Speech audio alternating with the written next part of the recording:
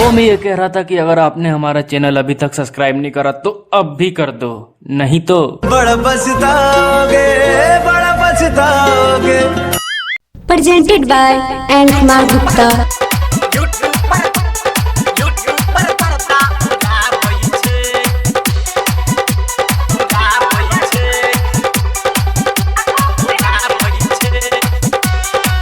Recording by Ujala music present Raghopur सफरी। YouTube पर पूरा धूम मचावे, दर्शक के दिल में है जगह बनावे, जगह बनावे। यूट्यूब पर पूरा धूम मचावे, दर्शक के दिल में है जगह बनावे। एन कुमार गुप्ता चैनल के सब केहू आगे देखो बढ़ाबै छे, बढ़ाबै छे। जेके यादव के है जैसन हो भैया, जेके यादव के है जैसन हो भैया। यूट्यूब पर करता उड़ाबै छे, मुनाबी के जैसन देखा हो भैया। यूट्यूब पर करता उड़ाबै छे। Sumit Sati Sulaiman. यूट्यूब पर करता उड़ाबै छे, देखला के छोरा नचाबै छे, कहिया के बुलाई के। देखला के छोरा नचाबै छे, काजल के बुलाई के। यूट्यूब पर चैनल बनौने छै, एन कुमार पगलौने छै। दर्शक के मन हरसौने छै, बंसी धर के गाना चढ़ौने छै, बंसी के गाना चढ़ौने छै। यूट्यूब पर चैनल बनौने छै, एन कुमार पगलौने छै। दर्शक के मन हरसौने छै, बंसी के गाना चढ़ौने छै।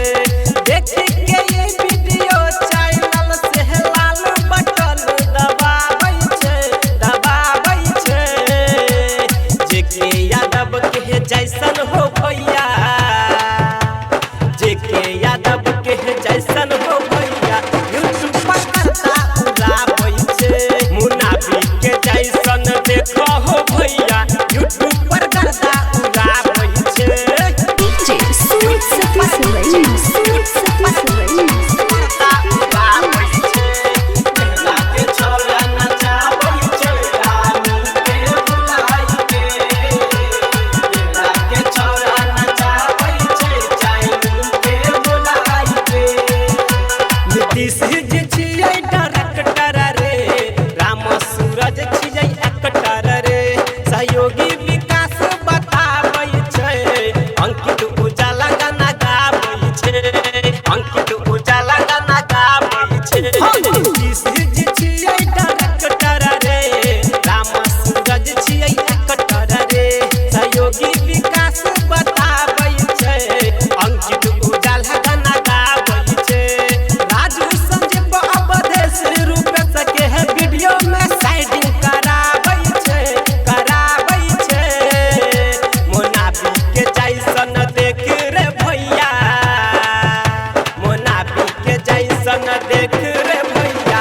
यूट्यूब पर करता उड़ाबै छे, जेके यादव के जैसन रे भैया। यूट्यूब पर करता उड़ाबै छे। यूट्यूब पर पूरा धूम मचावे, दर्शक के दिल में है जगह बनावे। यूट्यूब पर पूरा धूम मचावे, दर्शक के दिल में है जगह बनावे। एन कुमार गुप्ता चैनल के सब केहू आगे देखो बढ़ावे छे, जेके यादव के जैसन हो भैया। यूट्यूब पर करता उड़ाबै छे, एचपी म्यूजिक के है जैसन रे भैया। यूट्यूब पर करता उड़ाबै छे।